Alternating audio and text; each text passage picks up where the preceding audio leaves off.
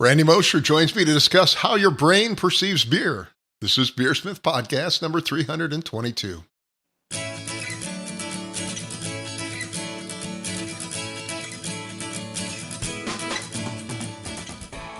This is BeerSmith podcast number 322, and it's late September 2025. Randy Mosher joins me this week to discuss how your brain perceives beer. Thank you to this week's sponsors, Craft Beer and Brewing Magazine. Every issue of Craft Beer and Brewing Magazine is packed with articles for homebrewers and beer lovers. They offer access to videos, brewing courses, exclusive articles, and the amazing Craft Beer and Brewing Magazine. Go to beerandbrewing.com to get your subscription today. And BeerSmith Web, the online version of BeerSmith brewing software. BeerSmith for the web lets you design great beer recipes from any browser, including your tablet or phone. Edit recipes on the go with access to the same full suite of recipe building tools as our desktop version. Try BeerSmith Web today by creating a free account at beersmithrecipes.com. And finally, a reminder to click that like and subscribe button on YouTube, iTunes, Spotify, or whatever platform you're listening on. Clicking those buttons is a great way to support the show. And now let's jump into this week's episode. Today on the show, I welcome back Randy Mosher. Randy is the author of the books Mastering Homebrew, Radical Brewing, and Tasting Beer. He's also a partner at two breweries near Chicago, Five Rabbit and Forbidden Root. Randy also has an upcoming book entitled Your Tasting Brain. Randy, it's great to have you on the show. How are you doing today? I'm doing great, Brad. Great to be on the show as always. Always a pleasure. Always a pleasure to have you. I know you've been quite busy with the new website, and I guess you did a revision to Tasting Beer, which was your earlier book. Can you tell us a little bit about each of those? Well, the website is just my desire to kind of reframe myself on the web as more of an author and less of a designer. The tasting beer update was done, like 7 or 8 years ago, I think. So, oh wow! So that's not new, but I just felt like we needed, things have changed. The beer world is adding new styles, and there was all the hazy IPAs and all of that kind of stuff, and I took the opportunity to coordinate with Cicerone, since they use it and recommend it as a tasting, as really a guide for people to pursue the Cicerone certifications. So I made sure that they got a look at the copy and made sure that they thought it aligned with what they do. So cool. But that's been out a while. But you have been posting a lot of new content on your website, I know. I have, because this book, this Your Tasting Brain book, my original manuscript was well over 200,000 words, and that was almost twice too much for the publisher. So I cut a ton of content out that was really interesting, but maybe just a little tangential or just too much in depth for the chapters that I was working on. Plus a lot of illustrations and graphs and tables. I just posted a thing the other day on chemicals responsible for a lot of wine's varietal characteristics. So for the wine people and other people who are just interested in wine. So trying to keep that kind of content coming. So it's like a little bit of a teaser for what's going to be in the book. That's great. Yeah, I just noticed on social media, but your name's been popping up a lot more than it used to. So that was cool. Yeah, making an effort. When you work on a big book project like that, you're just sort of stuck in the dungeon for in this case 6 years. So yeah, I know. Didn't really have time for it was too early to start promoting, and I didn't really have time for it anyway. So I've been working around the clock on BeerSmith 4, and everybody's like, "Where is it? Where is it?" I'm like, "It's coming. I'm working on it." Yeah, stuff takes time. Yeah. Yep. Of course, the upcoming book is called Your Tasting Brain. How close are you to getting the final version out? I think didn't you send in the final copy recently? I've got the final. We got all the way through copy editing, so I'm pretty much as an author, I'm done until they're going to format it, and I'll get a look at it in galleys, on paginated. Sure. And then hopefully there won't be too much to comment on at that point. And then we'll have a cover. We've got a mid-May next year publishing date for it, so that will definitely happen. That's awesome. I think you said University of Chicago Press, right? Yeah. Awesome. Well, today you wanted to talk about related topics. In particular, you want to talk about multimodality, which, as I understand it, is how the brain sort of combines all the various inputs along with internal information to create sort of a model of the world. Yeah. I'm sure you can explain it a little bit better. Can you talk about what multimodality actually is? Yeah, sure. I mean, multimodality is really the way the brain operates with everything. And then specifically when we're talking about modes, what they're really talking about is modes of sensory information, right? So with tasting, we have taste, mouthfeel, and smell are really the primary senses. Each one of those has its own characteristics, its own unique kind of facets and things that it does. Excuse me. But uh, and each one of them has its own primary processing center that the nerves from, say, your nose, they go right into the olfactory cortex, and that's like a little processing center that takes that information and recodes it into, like, from chemical meaning, which is the way we sense, into like meaning for our organism, like meaning in terms of value and context and like category and all of that kind of thing. But as soon as it kind of just gets into that thing and it leaves that olfactory cortex, that primary center, it just shoots out into a whole bunch of different parts of the brain.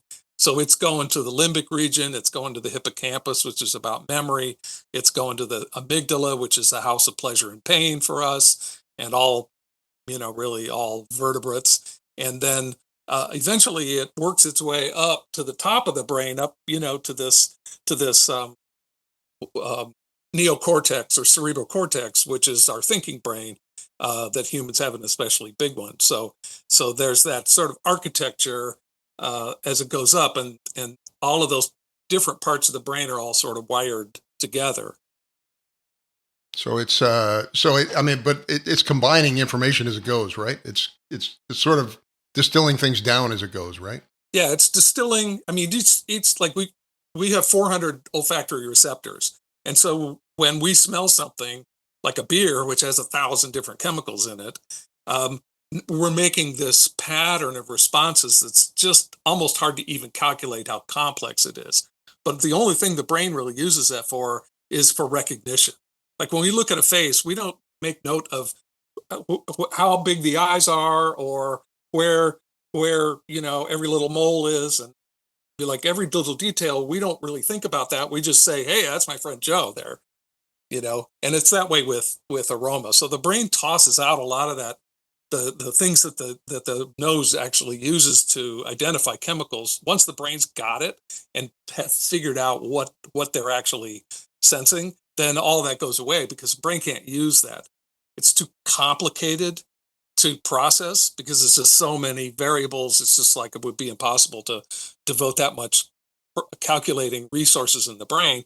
And also, that's like it's meaningless because what it's really about is like, what is this and what's the context, and should I like it, should I not, should I run, should I have sex with it, should I eat it, what are the and like what's that kind of information. So that's the magic that the brain does in translating just chemistry and responses to chemistry into stuff that really is useful to us. Well, we all kind of went through the senses, I guess, in like what, fifth or sixth grade. But I think you've found that it's quite a bit more complicated than that, right? Everything's super complicated in Yeah. the world of biology. There's nothing simple. Even the tiniest little single celled But like organism taste, is. there's not. We were taught there was, I don't know, like five different tastes. There's quite a few more, right? Yeah, it really is four basic tastes: sweet, sour, salty, bitter. There's umami, which is one that was sort of recently, I mean, it's been around forever, but they didn't really start thinking about giving it a name until 100 years ago in Japan. And much later it got to the West. But it's kind of weird one because it almost requires some smells and other things to activate it. So it's like not like you taste sweet, sour, salty, or bitter, and it's like, oh, there it is. It's either Yeah. you like it or you hate it. But umami is like, let me think about this, because if they've done experiments where they put it with like a meaty or a vegetal flavor, and it's like, oh, it really sings. But if they put it with, there was an experiment where they put a rum flavor with it, and people thought it was horrible, Hmm. and they didn't really get the whole idea of what umami is. So it's one of those things that in and of itself is just one part of taste, but it's a multimodal sensation because it can't really operate fully without having a congruent smell along with it. And then we can sense carbonation, we can sense wetness, we can sense fat. We think we can certainly do it with texture that looks like the parts and pieces are there for a taste for fat, but scientists still call it a bit What tentative. what about what we call mouthfeel, I guess? Well, mouthfeel is a whole bunch of different sensory systems, right? I was going to say. It's basically touch nerves, of which some of which also happen to be responsive to certain chemicals like menthol to create a cool sensation, or capsicum in chilies to create a hot sensation. And those are basically nerves that sense heat and cool, but for some weird reason, when they get these certain chemicals, they fire. So they create the exact same experience of actual heat, like you put a big lighter to your tongue, Wow. when when you eat some hot chilies. That is the exact sensation that you would get by having. It's the same sensation. It's just created chemically rather than by physical heat. Same for coolness. So, and that there are touch sensors on your tongue, the like they are in your fingers, like this fingertip of the index finger and the tip of your tongue are the two most nerve rich parts of the body. Hmm. They're super super sensitive, which is why you can taste the difference between, say, an inexpensive chocolate and a really nice quality chocolate, because that inexpensive chocolate is just the tiniest bit gritty, and we're so sensitive to that kind of thing that we really can tell the difference, even though we're talking about microscopic sizes of these particles. So mouthfeel is pretty complicated, and it definitely seems to interact a lot with bitterness, and to some extent with acidity. So like when you get into the world of wine, they have published wheels on mouthfeel, and there's one famous wheel that has 19 different terms for mouthfeel, Wow. right? And really, they're talking about astringency and creaminess. Those are the only two real different sensations. And with astringency, there's only two biological mechanisms that actually create a neural impulse based on what's happening in the mouth. So, how do we get 19 different sensory terms? It's just the intensity. Some difference in the chemicals that are involved. Some are more bitter or have some bitter aspects to them, and that changes the overall character. Acidity, it does a little bit of the same thing. So again, everything seems pretty simple, and then you start looking at it, and then underneath all that is a whole bunch of, in these receptor cells, there's a whole bunch of different types of receptors, even in one cell, that help this whole mechanism actually work. So when you start like going closer and closer and closer, you just realize, how complicated everything is. But it's really that beauty of evolution and its ability to take a toolbox of parts and pieces that may have been created for some other purpose and adapt it, put it together, and kind of cobble together sensory and all other kinds of things to get us through our lives and help us, survive and reproduce. And we were just talking about taste and mouthfeel, but it gets even more complicated when we start talking about smells. We can smell, billions of different smells? There's really there are so many that they don't really even know how to calculate. Yeah. Right. So every chemical that is of a certain volatility at room temperature and pressure, uh, we can smell. And they still say that methane, natural gas, is a odorless, colorless chemical. Well, it's only odorless because it has such a low boiling point that it can't land on our olfactory, get into our mucus and land and stimulate a receptor. But when they were fiddling around with some different gases with divers who were way deep in the ocean at extreme high pressure, it smells like camphor. Huh. So it's like, okay, everything could be smelled. So they don't even know like how many smells we can smell. But every time they make a new chemical in the perfumery industry, which they do a lot, they all have smells. So that's the beauty of this system, because we have all these different receptors that are tuned to different kinds of chemicals, and when you put them all together, they're so capable. There's really no reason to think you could ever create a chemical that wouldn't have a smell of some kind. Well, smell along with taste and mouthfeel, they all combine to create something that we call flavor. How does this process take place? How do we take, let's say we're sipping a beer or an Yeah, IPA or something like that. How do we convert that into sort of this perception that we have in our brain when we taste it? it's automatic. I mean, this is what our brain does, right? It wants to combine. And that's actually a little bit of a problem for tasters because what we want out of tasting is we want information. But the brain is like, I'm going to make it easy for you. I want to put it all together. And those are the things that we remember, or those are the things that we juggle in our mind. It's not the individual parts and pieces, it's the whole experience. So if you take, uh, like you say, taste and mouthfeel and smell, and put those three things together, the brain just like in an instant puts them together. And so you bite into a peach and you have that beautiful aroma, that peachy aroma from certain chemicals that have that peachy kind of smell. And then you notice there's some sweetness there. Hopefully there's some acidity there. So that's acidity. And then finally, there may be a little creaminess from peaches because they definitely have sort of a creamy aspect to them. If it's a little bit, uh, a late season peach or an early season peach, it might have a little bit of grittiness or graininess to it, mealy quality, they call it.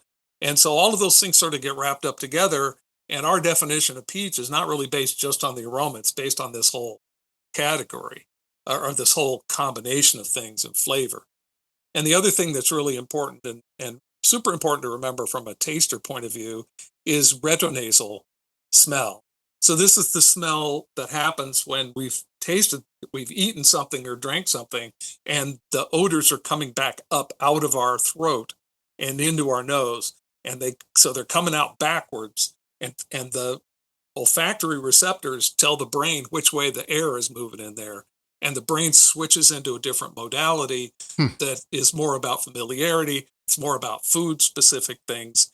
And also there's a lot of active chemistry in your mouth that can actually create and destroy flavor in your mouth so that retronasal taste actually gives you a different set of information than what you would get by just like picking up a glass and giving it a sniff.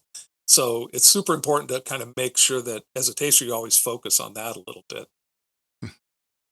Well, senses are really just the raw inputs to the brain, but the brain has an architecture. What about the architecture of the brain affects this, and how is the brain structured, if you will? Well, I never thought I would learn so much neuroscience. I Uh guess huh. I could have seen it coming, right? But the brain has evolved from simpler creatures to more complicated creatures with small brains to creatures like human beings with extremely large brains for our body sizes. And what's happened over time is that we have a brain stem that's like the oldest part of our body. It controls breathing and respiration, or I'm sorry, heartbeat and a lot of autonomic functions that we don't ever have to think about that just happen automatically. Brainstem takes care of us, and but the um, but then stuff starts laying over on top of that. And so if you look at a slice of a brain, you'll see in the kind of the center of the head are a bunch of little structures. Some of them are curved, some are just little blobs, and those are the limbic system.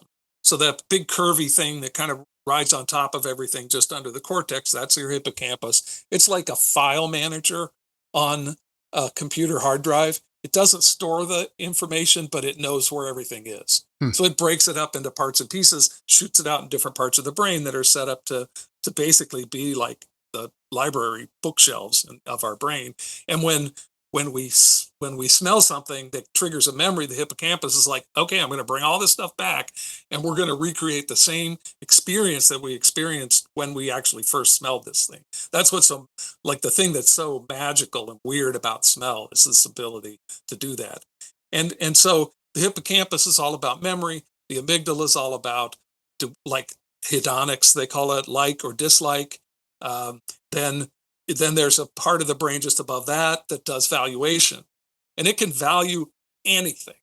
And it's like risk. It's sort of risk and reward calculations and value calculations, and then you finally get up to the cortex, and the cortex is the center of planning and calculations and deciding what to do. And one of the things that's unique about humans and primates, really, and apes in between, is that we do a lot of things with our cognitive conscious brain that smaller creatures have to rely on their biology to do.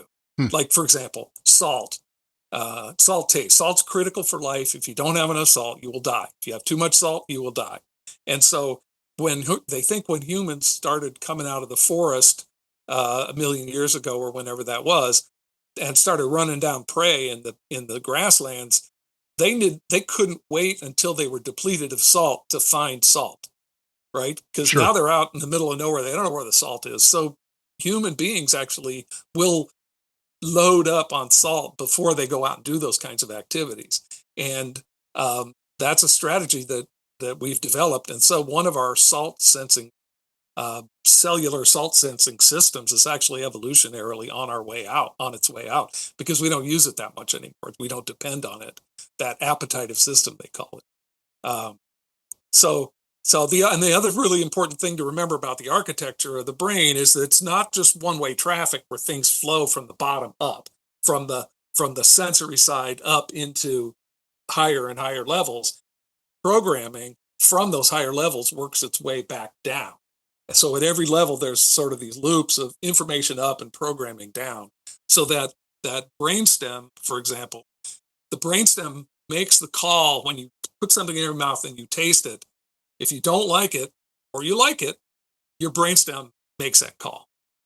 Like, Hmm. I like this, I don't like it. And it's a stupid part of the brain. It's not very, it's not very, um, it doesn't think really. It just acts. But it's programmed by higher up. This is why you can learn to like bitterness, because you over time with have an experience with IPAs or Amaros or whatever, you reprogram your um, brainstem to be comfortable with that bitterness and actually maybe to enjoy the bitterness, right? So that's something that again, we have that flexibility to adapt ourselves over our lives, to learn from experience and kind of reprogram our lower centers, because the brain uses this strategy because even though we have this immense brain up on top of our heads, we still have what you would think of to be as really limited computational um,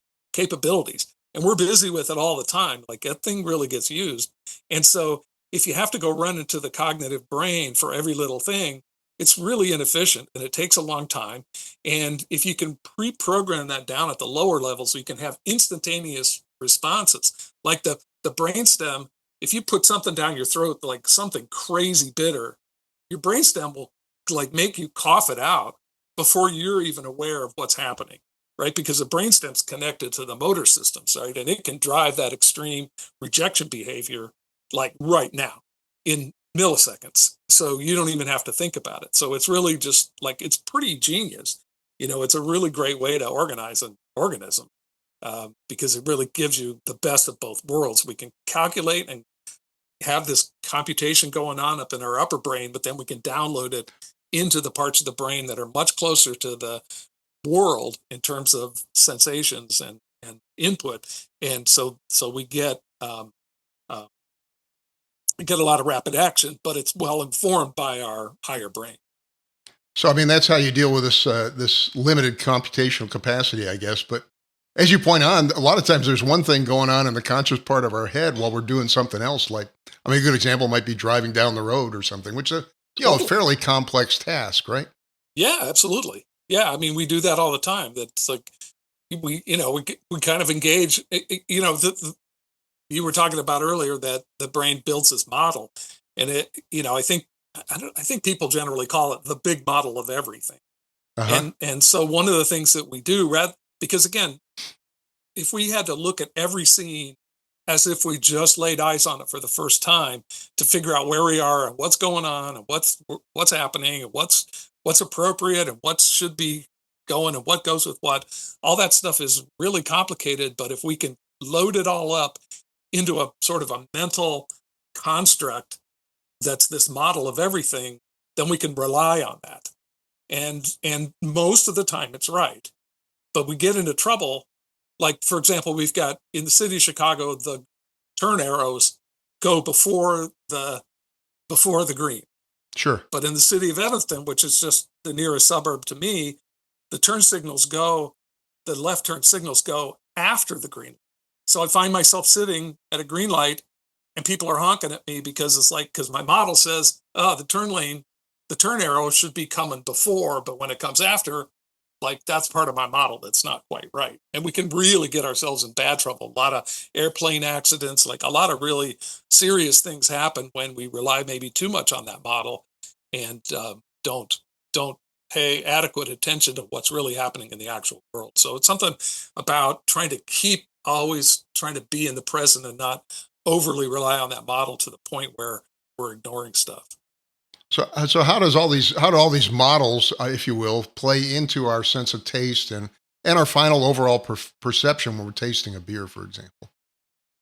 Well, the main thing, basically, these models are an important form of learning. So we learn which foods we like, and we learn like for example, we learn that, um, like we talked about that peach. We learn that it's not a separate collection of different disparate things that have nothing to do with each other.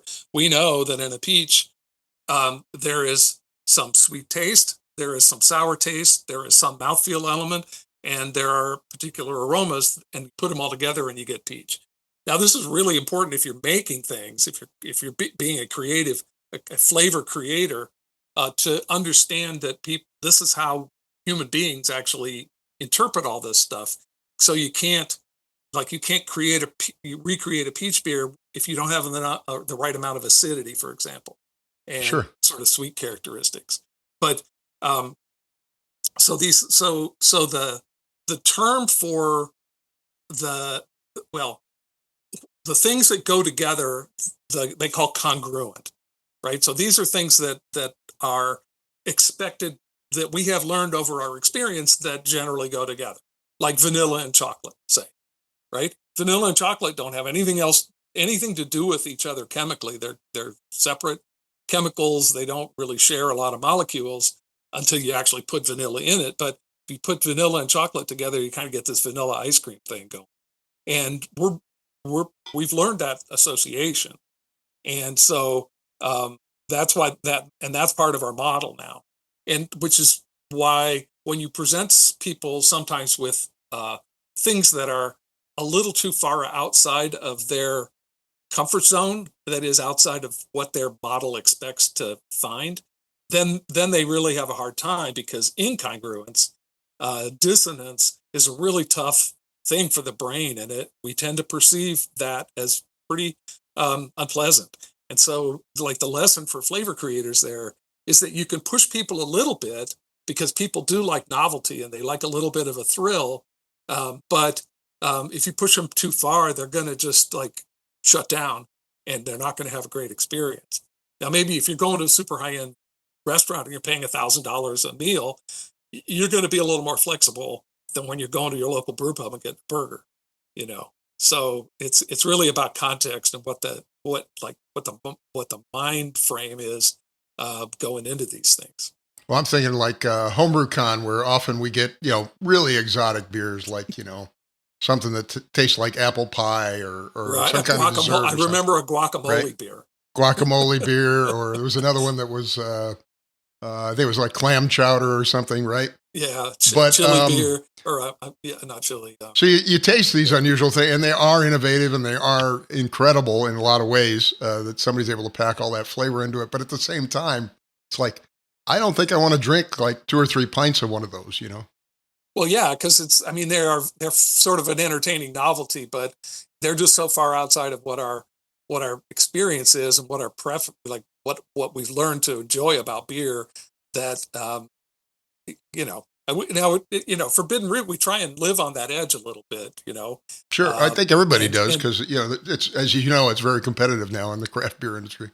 yeah, oh yeah, I can tell you that. Yeah, But yeah, we have to be very careful about what we say about things, and that the other thing is, it's not like flavor is not purely about taste, mouth, feel, and smell, because Yeah. it's also about cognitive things like how well is this beer rated on Rate Beer?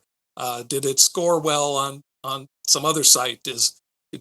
Was it rare? Did it cost a lot of money? Did it come from some place that you just can't get it? Well, And I was all I of was those going to talk things. about that. You mentioned the cognitive, Yeah, and it plays a big role in perception. So sometimes the words, the music, the atmosphere, the mood, the expectations, the like you said, how much you paid for the beer, all those things start to drive the flavor, right? yeah. And I think beer was not very much affected that by that until the internet came along, and then people started getting on there and rating, and you started to see the ratings groups and Untapped and all of those groups. And um it's interesting because the types of beers that tend to get really high ratings are not the beers that people would necessarily tend to want to drink a lot of. Sure. Now, because we see it at the brew pub sometimes. If we have some kind of interesting stout or something on, or some big kind of crazy beer, people will come in and they'll get a glass, like a little sample. They'll check it in on Untap. Then they'll have an IPA. Then they'll have like a pilsner or some kind of what we call yellow beer. Sure. And so it's just like, okay, we're supposed to make a business of this. How? It's Yeah. like we'll make these beers for you, but it'd be great if you'd actually drink them. Well, So yeah, it's as you know, the heavier, the stronger the beer. Sometimes you don't want 2 or 3 pints of it. exactly. So yeah. Yeah, no, it's always just a little bit of a kind of an interesting paradox between what people treasure and what they actually want to uh, uh, drink and enjoy. So Now, I think it's we've just, mentioned this before, but like I said, the atmosphere comes into it too. Sometimes the music that's playing, the lighting, the yeah, mood, the everything drives it, right? yeah. Well, I looked into the whole sound thing quite a bit, and there's sort of two aspects of it. And one is um, just comfort and setting a mood, and they call that sonic seasoning. There's a guy named Charles Spence who's written a lot of stuff about all these kind of connections between different things in restaurant service and so on. But so they've found that if you play certain type of music, the wine will be perceived as smoother or sweeter or something. And so there are like these subtle effects. But then the other aspect is that too much noise provides really a competition for tasting. Hmm. So we had an experience once. I helped judge the master exam for Cicerones, which is like 2 day in person kind of process, and we judges taste along with the panels of beers that they give to the candidates, just as a check on like, hey, are you guys getting what we hope these guys are getting? And so we were at a brew pub in the afternoon, and the music was going kind of rock and roll, just typical brew pub rock and roll music. And I noticed everybody I mean, I was having a hard time just picking up the different cups and trying to smell stuff. And I looked around and everybody else is just like, they're going from cup to cup to cup. And it's like, hey, you guys smell anything? It's like, no, I got nothing. And we had the manager turn the sound down, and it was like a light switch, Wow. just like all of a sudden now it's like, there it is. And what what happens is there may be parts of the brain that do both, that are involved in some kind of processing that they share for some types of audio processing. There was a story about a researcher who they dropped a wrench on a counter, and the one of the sensory like chemical, like I thought it was a smell cortex or a taste cortex in a monkey, like when that wrench hit the thing, that the graph just sort of bump, right? So Huh. it shouldn't have mattered, but it apparently did. But the other thing is just like, remember, we only have so much attention, right? And attention is basically one of those limitations of our limited amount of processing capability. And we can either pay attention to the smell or we can pay attention to the sound, but we can't do both equally well, right? So it's definitely a trade-off there. So it's why, tasting, if you're doing serious tasting or judging, you want to make sure there's not too much music going on. Well, one of the challenges in tasting and judging beer, of course, is the brain combines all these little pieces and inputs, but then it becomes very difficult as a judge to deconstruct them later. Yeah, it Um, does. how can you do that? How can you get better at deconstructing, say, a beer, Well, you have for to learn the example? tells, right? So one of the tells is you pick up a glass and you smell it, and if your brain goes sweet, your brain wants to say sweet. It can't be sweet. I mean, it might be, but it you don't know it's sweet because you haven't put it in your mouth yet, right? So that's your Sure. brain, that's your multimodal sensation going. You smell fruitiness in a wine. That fruitiness is often associated with sweetness, and so your brain is just going there. And so you have to realize if you find yourself thinking that's like, oh, I better not do that. And the other thing is that like one thing I've noticed in with there's a chemical called the diacetyl that Sure. smells like butter, but it only smells really like butter in pale colored beers, like because that's like everybody calls it buttery because that's what they've mostly studied it in is pale lagers.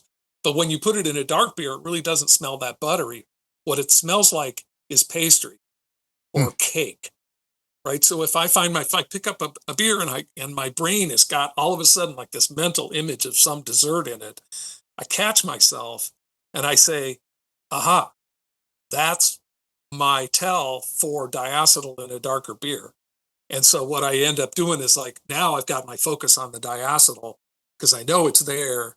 And once I taste it and get it in my mouth and I can feel that slickness on the palate and I can smell really kind of get it on the back palate and the retronasal, that's like, oh yeah, for sure that's diacetyl.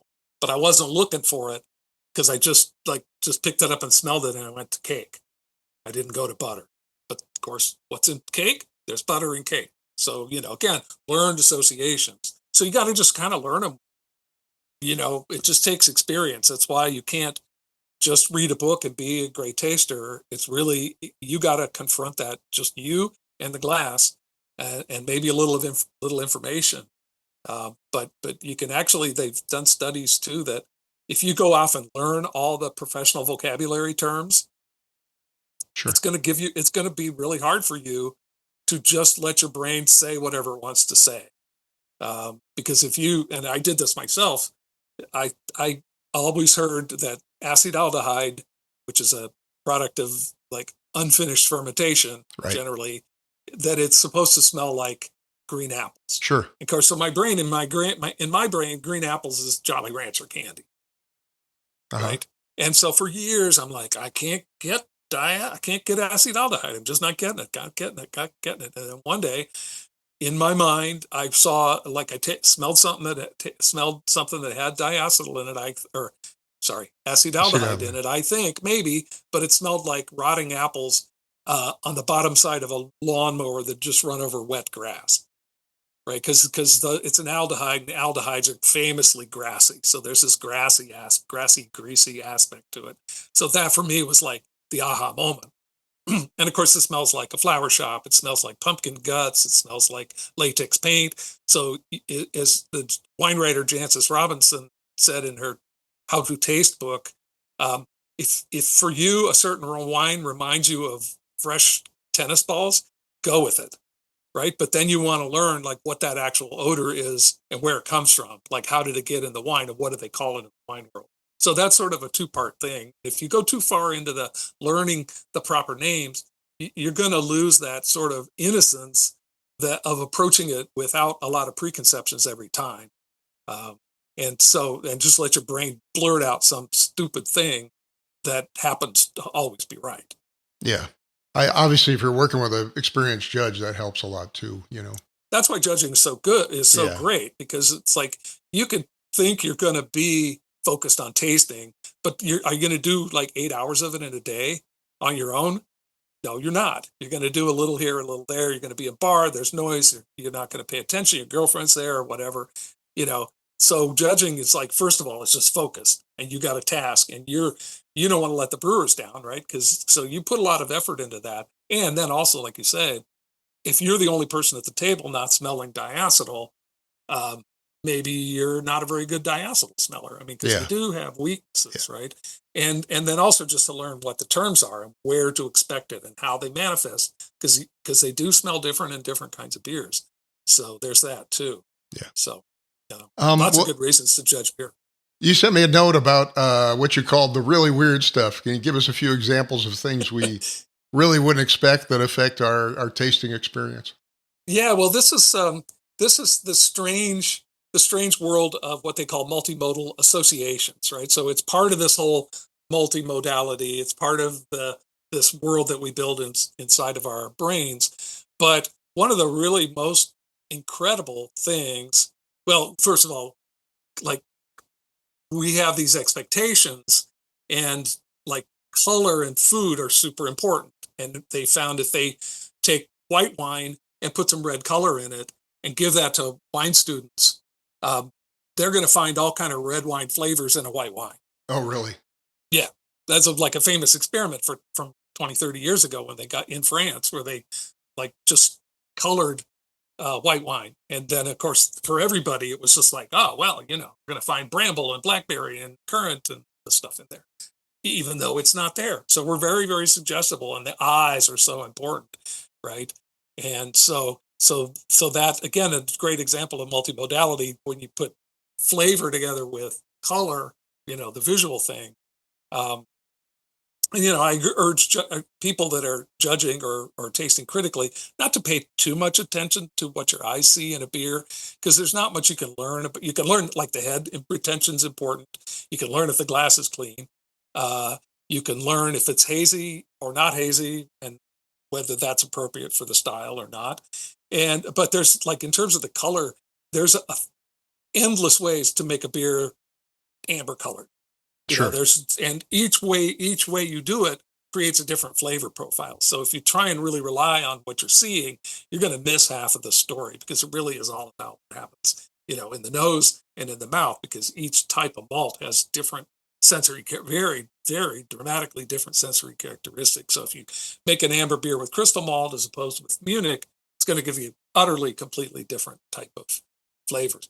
But the weirdest thing is this thing that they call Booba and Kiki.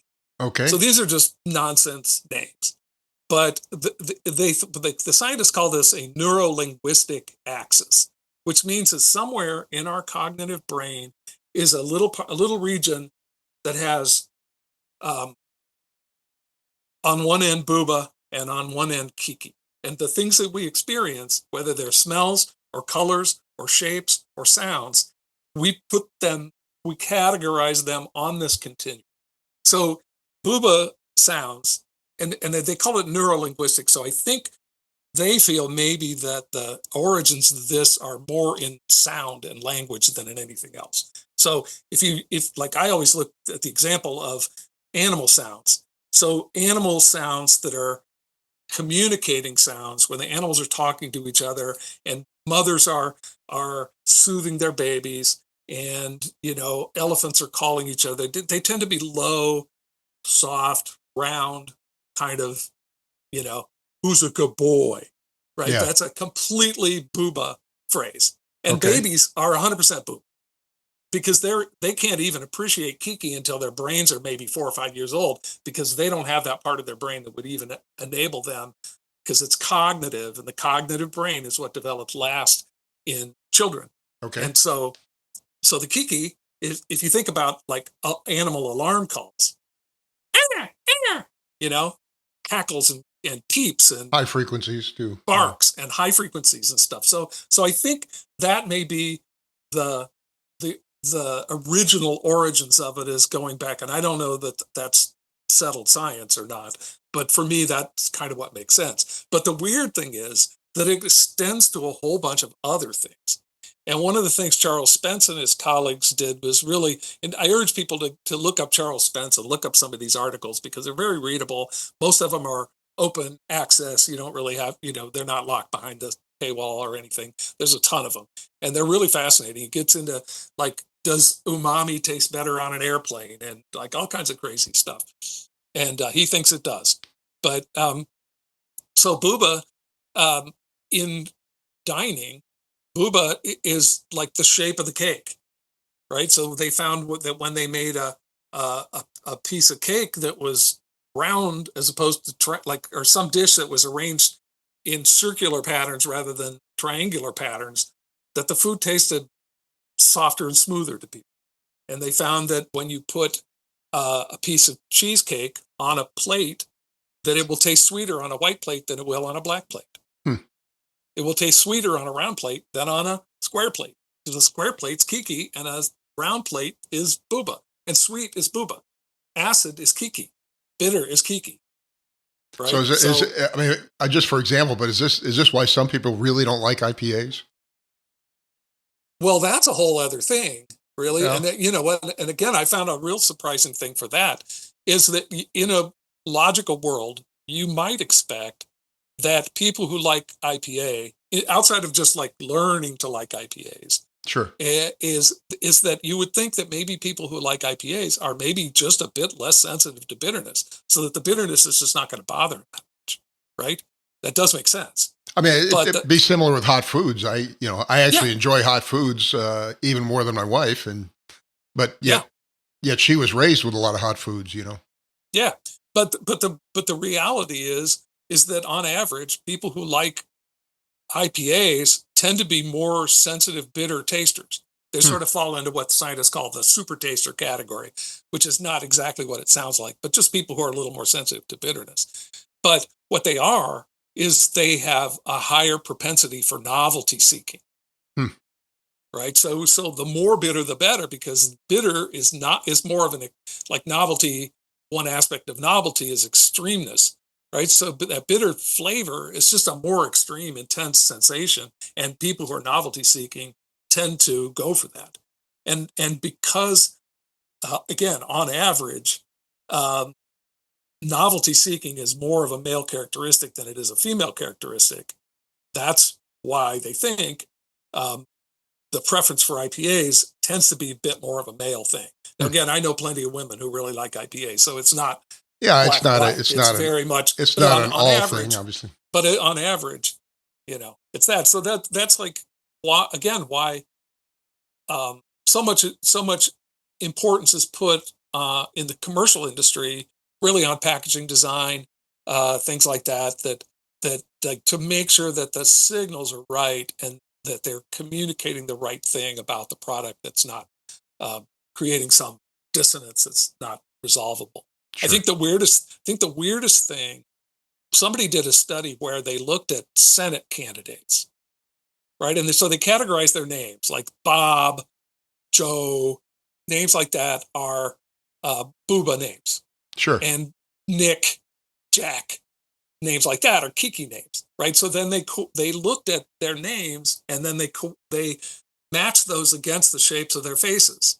So people with a really round face, that's a booba face, and people with a kind of a sharper face and more angular features, that's a kiki face. And they found that Senate candidates, on average, did about 10% better with the voting public when their face shape actually matched their booba or kikiness of their name. Wow. And that's just That's like crazy. so weird, right? But that's again, it's just like you learn about this stuff. It's like, yeah, it's just so cool that we are Kind of organized this drives to way. the fact that we're visual creatures too, I guess, right? There's that. I Yeah. mean, it's just so much. There's so much hidden. There's so much about us that we never really experience. And that's been one of the great pleasures of doing all this research down in my writer's dungeon here, you know, reading 5 million words of scientific papers. Is Yeah. just There's just revelation after revelation after revelation of just about how complex this is, how finely tuned it is, how many, billions of years of evolution it's taken to get us to this point. And we don't even give it a second thought for this. Well, Randy, I'm going to have you on again when you do get the book released, I guess next May. But Yeah. where can folks get the book once it comes out? And also mention your website because I know you're publishing a lot of cool stuff there. Yeah, it's randymosher.com. I've been sending out a newsletter about every 2 weeks to really try and get some of this content that I cut out of the book into people's hands and give them a little taste of what's coming. So go to randymosher.com. I'm on LinkedIn. I'm on Facebook. I'm using the term chemosensationalist on LinkedIn and Instagram. Just go to my, look for me out there on social media because I'm posting a bunch of other stuff. I just posted a map of Belgian beer in 1851, according to the great Belgian beer writer Lacombe, which is pretty fascinating because it's like not what you think it might be. And so I got a lot of content here sitting on my machine. I'm just kind of trying to keep getting it out. So Looking love to see forward to it. everybody. They can sign up for the newsletter so they know what's coming. And then, the book should be available really everywhere. It's they've got it in their catalog now. I'm waiting to see a cover in the next couple of weeks. So um, things are rocking and rolling. Awesome, Randy. Well, Randy, I want to get your closing thoughts. I don't know, just pay attention that there's a sort of a be here now quality that you have to be ready for. You have to have expectations, but try and not have too much expectation. Try and not close yourself down to whatever you might run into. So it's kind of keeping that duality of a mindset where one is it's like, okay, I'm tasting a beer, I'm going to expect to find some hops, some malts, some yeast character, but then on the other hand, anything could happen. You might get a beer that smells like horseradish, and then you got to sort that out. Like, how did that happen? What could cause that?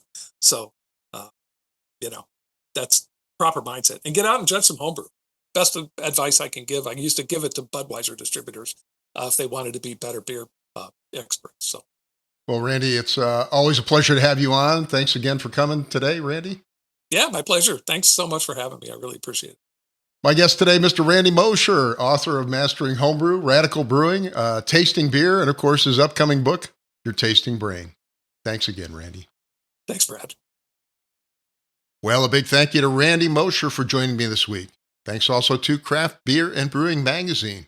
Every issue of Craft Beer and Brewing Magazine is packed with articles for homebrewers and beer lovers. They offer access to videos, brewing courses, exclusive articles, and the amazing Craft Beer and Brewing Magazine. Go to beerandbrewing.com to get your subscription today. And BeerSmith Web, the online version of BeerSmith brewing software. BeerSmith for the web lets you design great beer recipes from any browser, including your tablet or phone. Edit recipes on the go with access to the same full suite of recipe building tools as our desktop version. Try BeerSmith Web today by creating a free account at beersmithrecipes.com. And finally, a reminder to click that like and subscribe button on YouTube, iTunes, Spotify, or whatever platform you're listening on. Clicking those buttons is a great way to support the show. I'd like to thank you for listening, and I hope you have a great brewing week.